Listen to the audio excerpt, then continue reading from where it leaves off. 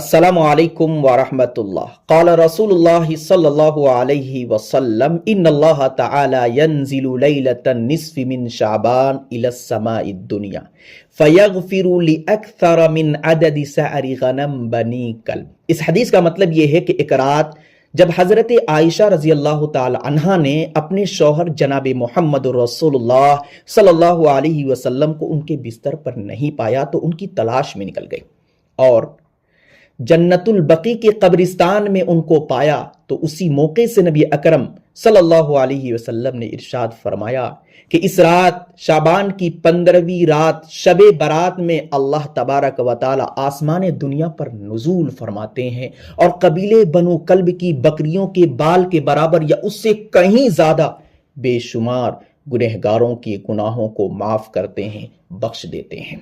یعنی ان گنت بے شمار گنہگاروں کے گناہوں کو اس رات شب برات میں بخش دیا جاتا ہے، معاف کر دیا جاتا ہے۔ لیکن حدیث کی روشنی میں 9 قسم کے وہ لوگ ہیں کہ جن کی بخشش اور مغفرت اس رات شب برات میں بھی نہیں ہوتی۔ ان 9 قسم کے لوگوں کی لسٹ کیا ہے آپ تک پہنچا رہا ہوں اس امید سے کہ آج اور ابھی اپنے آپ سے سوال کرے، پوچھے، اپنا محاسبہ کرے کہ کہیں آپ ان 9 قسم کے لوگوں میں شامل تو نہیں۔ اگر شامل ہیں تو آج ابھی ان 9 قسم کے لوگوں سے باہر نکلے، توبہ اور استغفار کرے تاکہ شب برات میں آپ کی بخشش ہو سکے۔ ان 9 قسم کے لوگوں میں سے سب سے پہلا وہ شخص ہے جو شرک کرتا ہے اللہ کی ذات میں یا اللہ کی صفات میں۔ اللہ کی ذات میں شرک کرنے کا مطلب یہ ہے کہ جو اللہ کی ذات کے ساتھ کسی دوسرے کو شریک ٹھہراتا ہے۔ مثال کے طور پر اللہ ایک ہے، معبود حقیقی ہے، اب کوئی اللہ کو معبود ماننے کے ساتھ ساتھ کسی دوسرے کو بھی معبود مانتا ہے، یعنی جس طریقے سے اللہ ہمیشہ سے ہے، ہمیشہ رہیں گے، ہر چیز پر قادر ہے، ایسے ہی کسی اور کو بھی مانتا ہے کہ وہ بھی ہمیشہ سے ہیں، ہمیشہ رہیں گے، ہر چیز پر قادر ہے۔ تو اللہ کی ذات میں اگر کوئی شخص کسی کو شریک ٹھہراتا ہے تو وہ مشرک بالذات ہے، ایسے شخص کی بھی بخشش اس رات میں نہیں ہوگی۔ اور اگر کوئی شخص اللہ کی صفات میں کسی کو شریک ٹھہراتا ہے، مثال کے طور پر اللہ کی صفت ہے ہر جگہ رہنا، ہر بات کو سننا، ہر چیز کو دیکھنا، ہر چیز کی خبر رکھنا، غیب کی خبر رکھنا، یہ اللہ کی صفات ہے۔ اب کسی ولی کو یا نبی کو ان صفات کے ساتھ کوئی چسپا کرتا ہے اور یہ کہتا ہے کہ فلاں ولی غیب کی خبر رکھتے ہیں یا فلاں ولی فلاں نبی ہر جگہ ہے، ہر بات سنتے ہیں، ہر خبر کا علم رکھتے ہیں، تو یہ اللہ کی صفات کے ساتھ کسی دوسرے کو شریک ٹھہرانا ہے، تو یہ شرک بالصفات ہے۔ ایسے شخص کی بھی بخشش اس رات میں نہیں ہوگی۔ تو اگر کوئی شخص اللہ کی ذات یا صفات میں کسی کو شریک ٹھہراتا ہے تو پھر وہ مشرک ہے اور ایسے شخص کی بخشش اس رات میں نہیں ہوگی۔ اور اس بات کی واضح دلیل قرآن کریم کے اندر موجود ہے کہ ان اللہ لا یغفر ان یشرک بہ ویغفر ما دون ذلک لمن یشاء، کہ اللہ تبارک و تعالی شرک کرنے والوں کو کبھی معاف نہیں کرتا، اس کے علاوہ جس کو چاہتا معاف کر دیتا ہے۔ نمبر 2، کینہ رکھنے والوں کو اللہ رب العزت اس رات میں بھی معاف نہیں کرتے۔ یعنی کوئی شخص ایسا ہے جو دل میں کینہ لیے ہوئے ہے لیکن اس رات میں عبادت کر رہا ہے تو اس کی بخشش نہیں ہوگی۔ پہلے اس کو اپنے دل کو صاف کرنا پڑے گا۔ کینہ کا مطلب یہ ہے کہ کوئی اپنے بھائی کے لیے، اپنے دوست کے لیے یا فلاں مسلمان کے لیے دل میں بدلے کی آگ، سمجھ رہے ہیں نا، ہنس رہا ہے، مسکرا رہا ہے، سامنے اچھے سے رہ رہا ہے، لیکن دل میں یہ آگ ہے کہ وہ کامیاب کیوں ہو گیا، اس کو ناکام کرنے کی کوشش کرنا،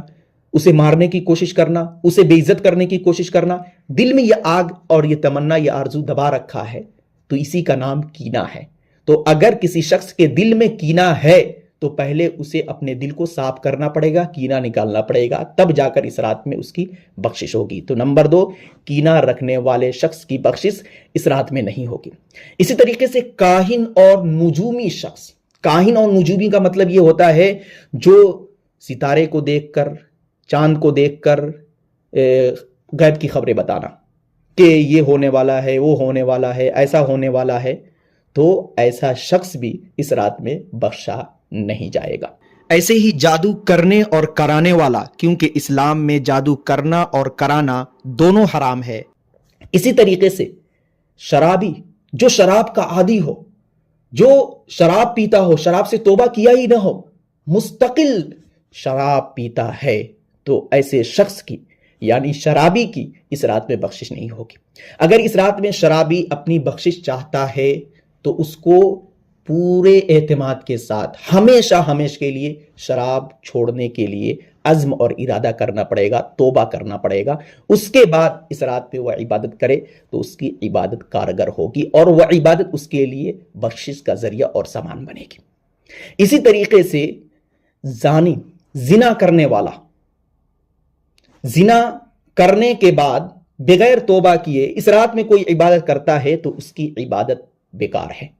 کیونکہ زانی کی بخشش اور مغفرت شب برات میں بھی نہیں ہوتی. زانی میں دونوں شامل ہے، لڑکا اور لڑکی. اسی طریقے سے والدین کا نافرمان، اگر کوئی شخص ایسا ہے کہ جس کے ماں باپ ابھی زندہ ہیں لیکن اس سے خوش نہیں، وہ ماں باپ کی نافرمانی کرتا ہے، ان کا دل توڑتا ہے، ان کا حق ادا نہیں کرتا، اور ایسی صورت میں وہ اللہ کے سامنے سجدہ ریز ہے اور اس رات میں عبادت کر رہا ہے، تو یاد رکھیے اس کی عبادت بیکار ہے، کیونکہ اس دنیا کے اندر ان کے والدین اس سے خوش نہیں ہیں. تو ماں باپ کے جو نافرمان ہیں ان کی بخشش اس رات میں شب برات میں بھی نہیں ہوتی. اسی طریقے سے قطع رحمی کرنے والا، رشتوں کو توڑنے والا،